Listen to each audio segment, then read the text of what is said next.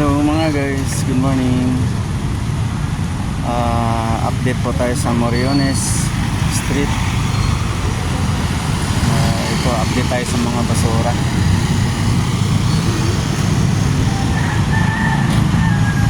Mga ilang araw na po ito, simula po noong January 1, wala na pong nagpipick up ng mga basura dito.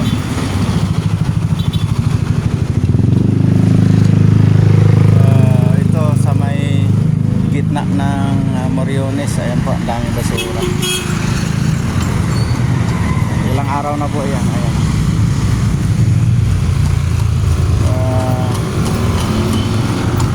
Libutin natin to dito pati sa kabila. Ayun po, dito sa may Moriones, lampas ng Madrid. Ito po, tambak yung basura. Ito po, ayan, napakarami pong basura. Baka mga ilang araw po ito, magkakauod na ito dito. Kasi andito po yung mga tira nilang mga pagkain, mga nasisirang pagkain na napapanis dahil sa handa po nila nung New Year. Ayan, ito po. Yan, dito po sa may neighborhood. Yan. Kasi ito po, yan, dami. Napakarami pong basura. Ayan po. Ikotin natin to hanggang dito sa may Wagas. Ito po, corner Abad Santos naman ito. Ayan. Ang dami pong basura. Paano na lang kaya kung abutin pa ito ng fiesta ng Tondo? Kakayanin pa kaya yung amoy nito? Sa ngayon pa lang napakabaho na. Dito tayo sa kabila mga guys. Dito tayo dito sa kabila. Ito naman sa may Wagas naman ito. Wagas yan.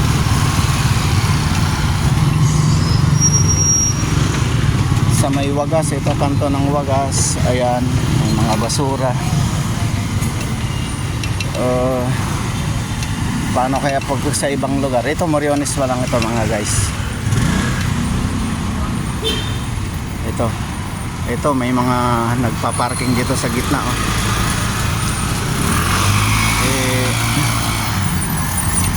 Dapat tinuto rin ito. Sana mapansin ito ng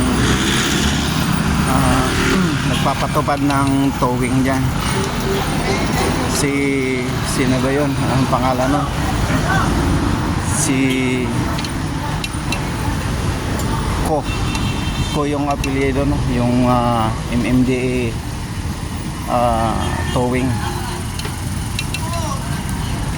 Ito po, ito naman papuntang Totoban ito. Ito yung kabila ng Madrid. Ayan, tambak ng basura na puno. Ayan po, puno ng basura. So sana ma-actionan agad dito ng pamahalaan ng lungsod ng Manila. Atensyon Mayor Hani Lacuna. Siguro hindi lang ito dito sa Moriones ang may problema sa basura. Marami pang iba ito. Para sa iba-ibang lugar marami din ito siguro. Siguro nag-expire na yung kontrata nung tagahakot ng basura. Ito pa, tapat ng Morsak yan guys. Ito dapat tinuto na ito. Ang dami nito. Sa gitna pa ng Moriones nagparada.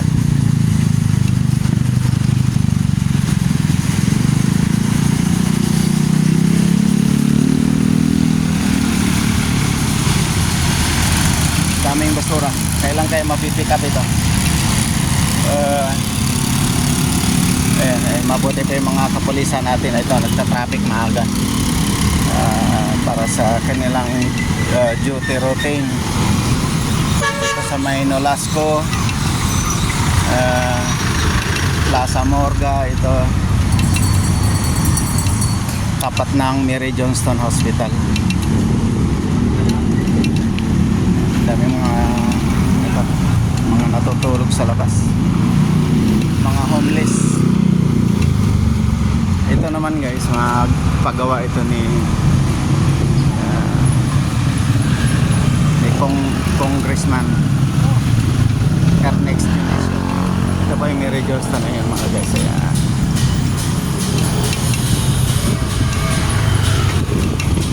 Itutor ko po kayo dito sa Moriones papuntang Tondo, Simbahan.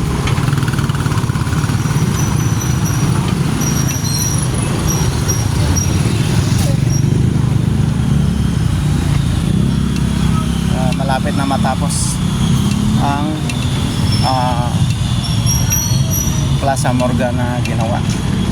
Ito naman guys, ano to, sa may Tondo Sports Complex, parang ginawang floor yata ito.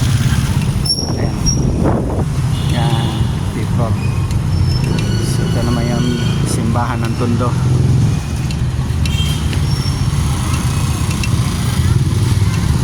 Mabuti pa dito sa harap ng simbahan ng Tondo, hindi masyadong makalat yung basura.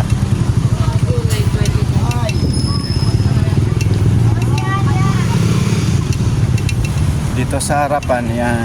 Ito naman yung Plaza Hernandez, yung bagong gawa mga guys. Si Congressman Ernex ang nagpatapos. May konting basura, gano'n yan. Konting-konti lang. Hindi kagaya ng Moriones, napakarami.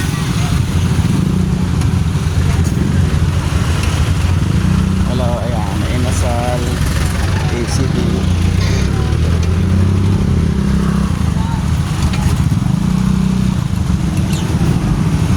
Harapan ng Tondo. Ito yung Plaza Hernandez yan.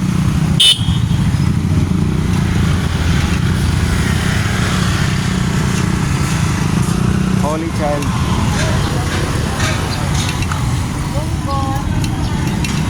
Ayan. So dito sa may Lacandula Street naman, Tondo, parang wala namang mga basura. Pero bakit yung Moriones napakarami? Kung alam ko lang May basura dito. Sa Moriones napakarami. Bakit yung Moriones ang hindi nahahakot? Ayan. Dito naman papuntang na ito, Carmen Plana Street. Ayan.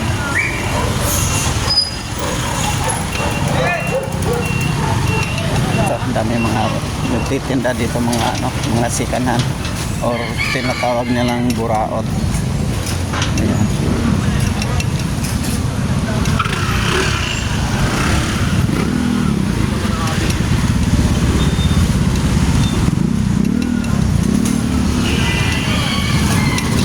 Walang mga basura dito guys.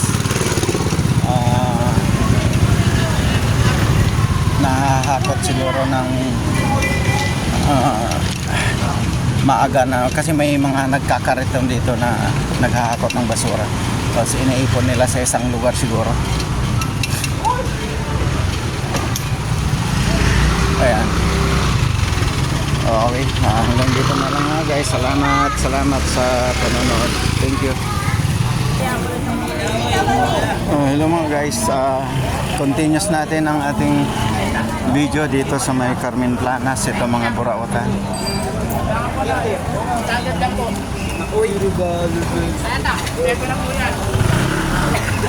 Ayan. Tingnan natin sa may bandang rekto kung may tambak din ba ng basura.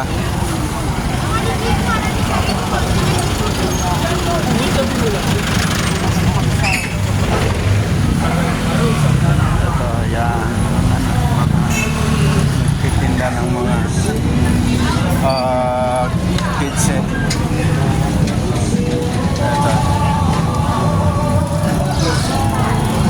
Marami rin mga parokyano dito ang dumadayo para sa makabili ng mga mabababang bilihin.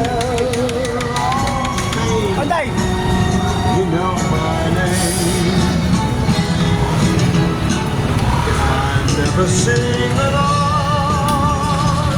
Ayan, ito may mga lumang barya rin dito mga guys. So, yan ang gusto nyong bumili dito. Yan. Ayan, maraming mga barya-baryang luma. Mga Philippine coins, old coins. Punta tayo sa may recto. Kung malinis ba ang recto or wala bang mga basura. Linis po ba na Kasi parang napaka-unfair naman yun. Kung hindi nahahakot ang basura sa Moriones tapos sa ibang lugar ay nahahakot. So, ang babaho yung Moriones lang.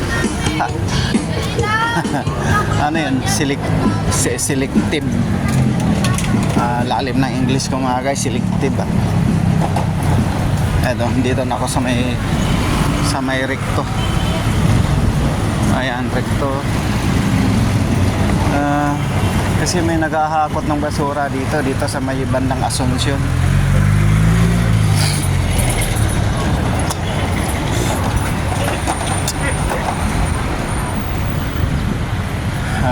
Silipin natin kung may mga truck ba dito o may tambak ng basura rin.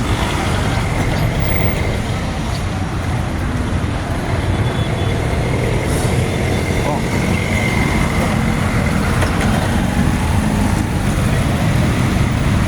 Lagi kasing may naghahakot dito ng basura tuwing umaga. Oh, malinis dito mga guys ha. Wala kang masabi dito, walang basura. So, ibig sabihin, ang Moriones lang ang hindi nadadaanan ng basura, ng truck na basura. Oh, walang basura dito mga guys.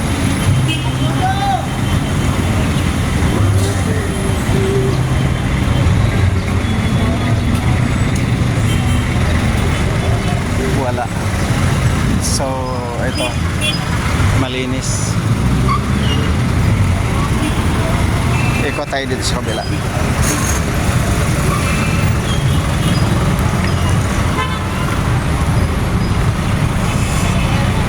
Ito naman sa may ito, Santo Cristo Tondo side.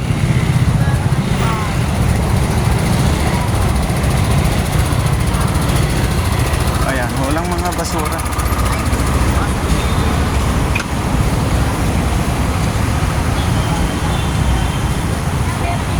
Wala. Pero ito sakop naman to ng District 1. Pero bakit Moriones lang ang hindi nakahakot? Ito, yan. Kung gusto niyang bumili ng mga gulay-gulay dito sa may Santo Cristo Street, yan.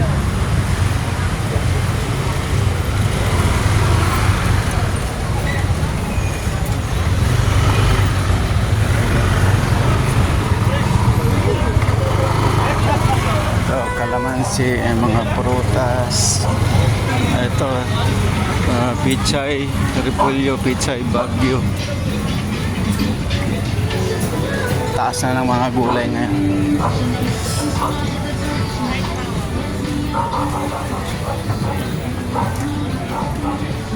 Okay. So, napatunayan na din mga guys na Moriones lang ang maraming mga basura. So, dito sa Recto, Carmen Plana, Santo Cristo, inikot natin, Lacandula, Tondo, Simbahan, malinis, walang mga basura. So, shout out sa taga Moriones. Magtanong tayo sa ating local government bakit ang Moriones na mga basura ay hindi nahahakot. Okay, hanggang dito na lang muna ulit. Salamat.